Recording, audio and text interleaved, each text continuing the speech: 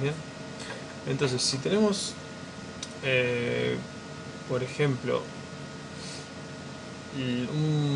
vamos a pensar a partir de un vector vacío. Perdón. ¿Sí? Tenemos un vector vacío con n elementos. ¿Sí? Entonces, este vector lo vamos a ir rellenando, ¿sí? Para ir completando la serie de Fibonacci. ¿Sí? Este es el elemento 1, este es el elemento 2, 3, etc. Y este es el elemento n. Bien. Este vector lo vamos a llamar out. ¿Sí? La vieja tradición. Entonces, para hacer la serie de Fibonacci, lo que necesitamos es definir arbitrariamente los primeros dos elementos, y la forma más común que se hace eso es utilizar el 0 y el 1. ¿Sí? La serie de Fibonacci, ¿sí? Para construir el tercer elemento o cualquier otro elemento se usa la siguiente fórmula. ¿Sí? El elemento 3 de la serie de Fibonacci, por llamarlo de alguna forma, se va a crear con la suma de el elemento 2 y el elemento 1. ¿Sí? Entonces, ¿qué quiere decir esto? Que para obtener el tercer valor, lo que tengo que hacer es sumar 0 más 1, es decir, 1. Para obtener el cuarto valor, tengo que hacer 1 más 1, es decir, 2. ¿Sí? Y siguiendo con el mismo criterio, vamos a ir creando todos los demás números. Aquí corresponde un 3, después un 5, después un 8, etc. ¿Sí? Entonces, traduciendo esto al R, ¿sí? Supongamos que tenemos un vector out en el que por ahora solo existen estos dos elementos. ¿Sí? Hagamos de cuenta que estos todavía no están definidos. ¿Bien? Vamos a hacer una rayita. Entonces, para definir el vector out, el tercer elemento, lo que tenemos que hacer es tomar el out 3 y asignarle a ese elemento el siguiente valor: la suma de el out 2 y el out 1. ¿Bien? ¿Se entiende hasta aquí? Entonces, obsérvese que para pasar a una fórmula un poquito más general, simplemente tengo que traducir estos números en el equivalente a la variable i. ¿A qué me refiero con esto? Si i es igual a 3, ¿sí? Entonces 2 es igual a i menos 1 y 1 es igual a i menos 2. ¿Bien? Entonces, utilizando esta generalización, podemos pasar a una fórmula que se puede utilizar dentro de un loop de R. Entonces, si considero el elemento iésimo de out, ¿sí? En esta asignación lo que tenemos que elegir es el iésimo menos 1 más el iésimo menos 2. ¿Sí? Y de esta forma tenemos con esta forma tenemos la fórmula para meter adentro de nuestro loop. ¿Sí? Entonces, quiero, antes de seguir, hacer dos preguntas, ¿sí? Para que ustedes respondan solos, poniendo pausa al video o como quieran. ¿Sí? Primero,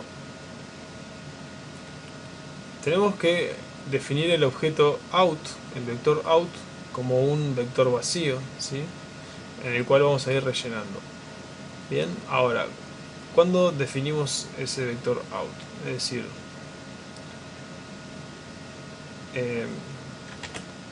se inicia out adentro o afuera del loop. ¿Sí? Esa es la primera pregunta. Y después la segunda pregunta es respuestas, y enseguida seguimos con el video.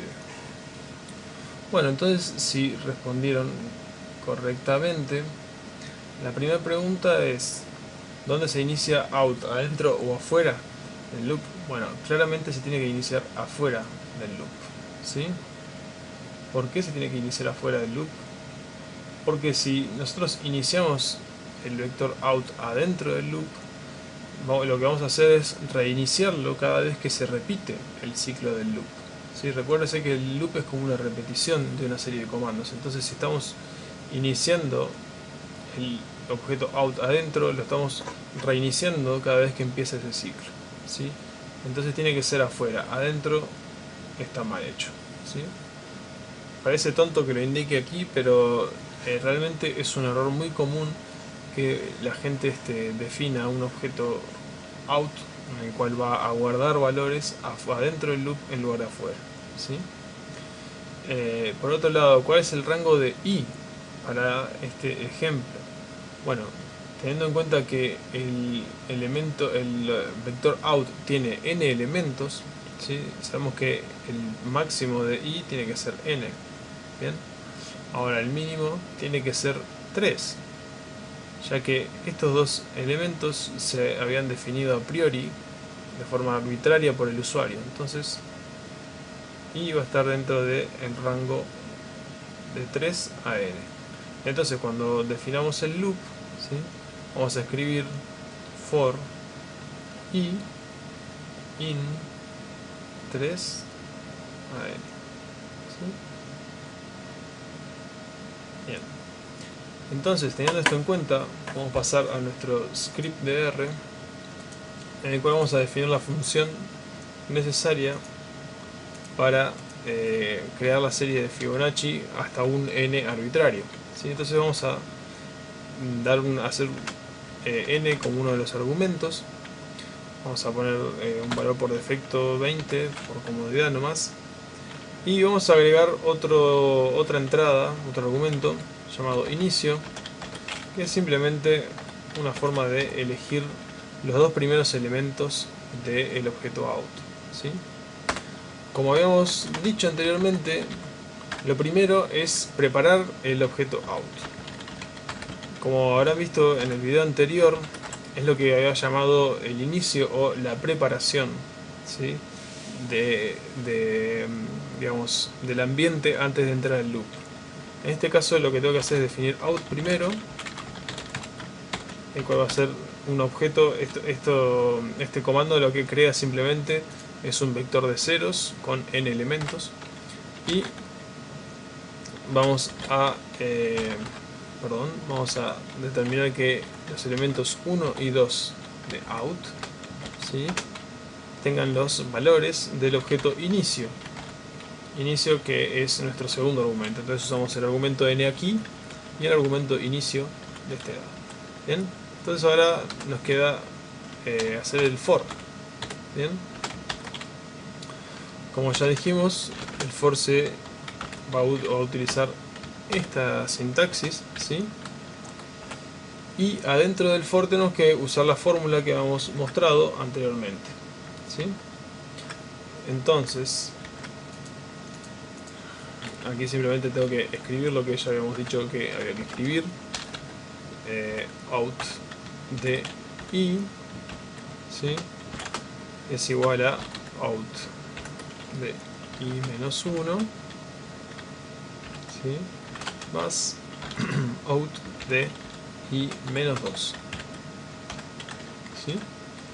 Y con eso ya, de hecho, ya puedo cerrar el loop y puedo escribir out al final de la función para que me devuelva el vector, ¿sí? Entonces vamos a guardar esto y vamos a llamarlo desde R. La función se va a llamar fibo.